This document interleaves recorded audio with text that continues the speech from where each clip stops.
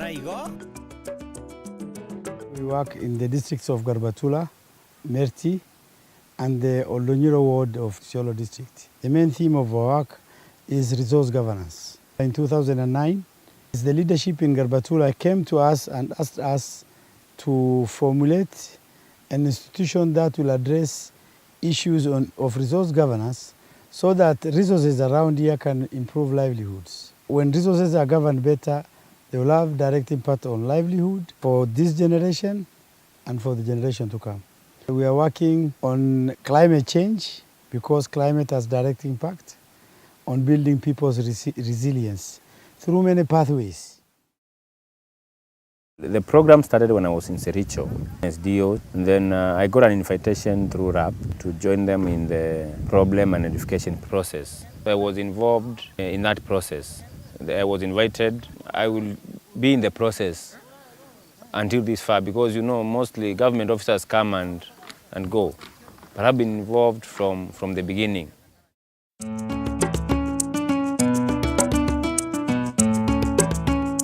Rules and regulations that govern natural resource. This has been embedded in our customer institution, which has elaborate rules, regulations, norms, and practices that determine, that adjudicate, that give access and control over resources like pasture and water.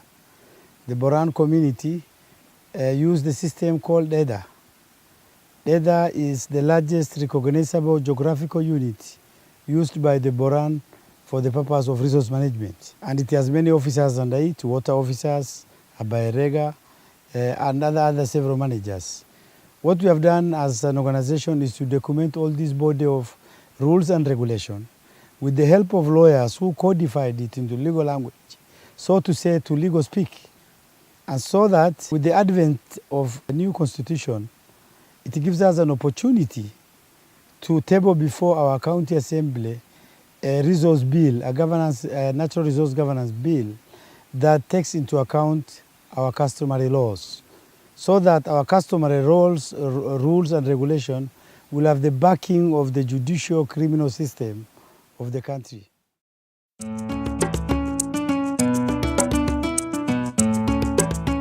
The bylaws, because what the Constitution, the current Constitution is giving us currently, it is that the local people have the power over their resources.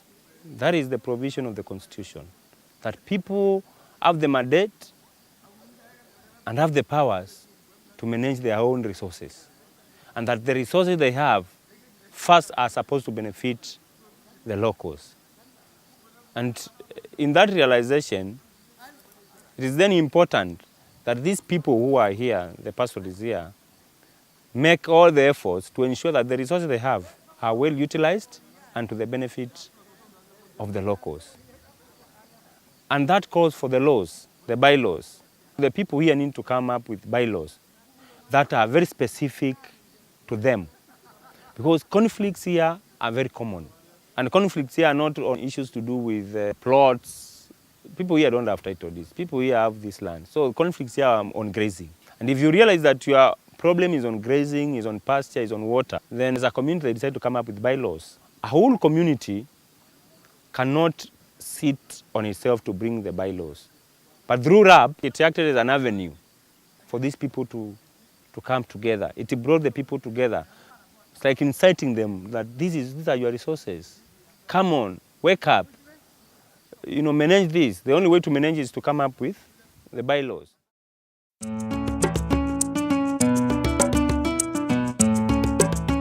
One of the biggest problems is dearth of information, lack of information. So we are doing elaborate resource mapping. We are working with other partners, Geodata Institute of University of Southampton, to map out resources in a participatory manner so that knowledges which are resting in the minds of people, traditional people, are transferred into maps, digital maps. And that will help in planning.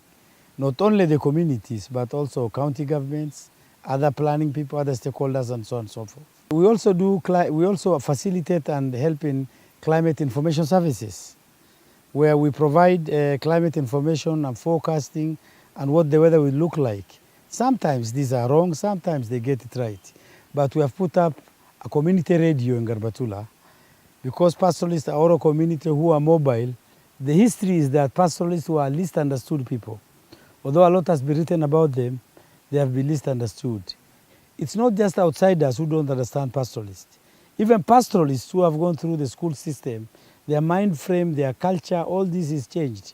People view mobility as a problem, while we know mobility is a strategy of survival. It's a strategy of exploiting sparse resources which are spread over huge geographical area and spread over time. So if you are not mobile and you are left behind, you are actually consigned to death. So in development, one big job we are having is to make people understand pastoralism as contributor to the economy of this country, as people who are custodian of very beautiful landscape, people who are custodian of wildlife, fauna and flora, for this generation and future generation. We are not romanticizing pastoralism. We really don't say that nothing should be done other than pastoralism. We're just saying we must be capable of withstanding shocks of nature. We must be capable of withstanding when nature works against us, when drought comes, it's around the corner. We should not allow it to develop into emergency. It's a normal phenomena. Rain, no rain. That has been there for times. And it's only weak people who blame those weather patterns for their weakness. We may have some challenges that may come up in implementing some of these things that are in place. One, there is what we call the political goodwill. If, for example, a political system comes in and feels that this is not important, or even the committee that is there is not, because you realize here there is a lot of clanism in these pastoral communities, actually all of them. So is the committee strong enough to sustain a political blow? That is one of the challenges I feel may be a big one in handling these matters. Of course, the other thing is about the sustainability. What happens when RAP moves out? What if the county government does not buy the idea because it's a political system? What would happen?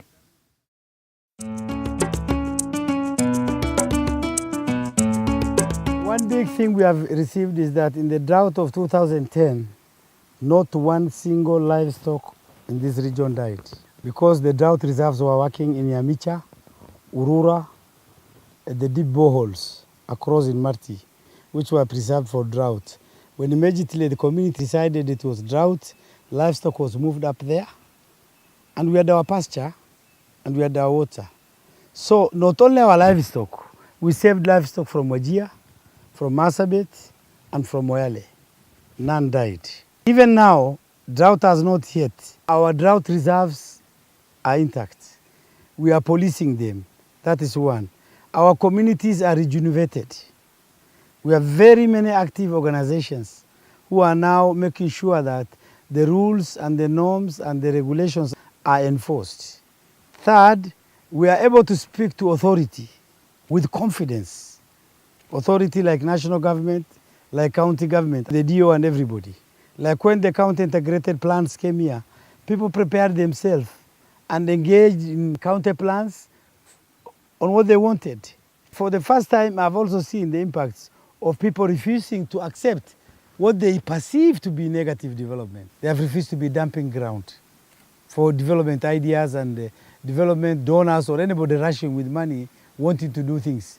I've seen consultants coming from CEDA, for example, who are ready to come and put up a huge dam of so many thousands of liters of water, and this community telling them, no. I've seen them saying we don't want receding because it doesn't help us. We've seen them forming organizations now which are vibrant, taking care of their water, taking care of their valleys, taking care of their pasture, and emergence of institutions which can organize the community and talk to people. Those are the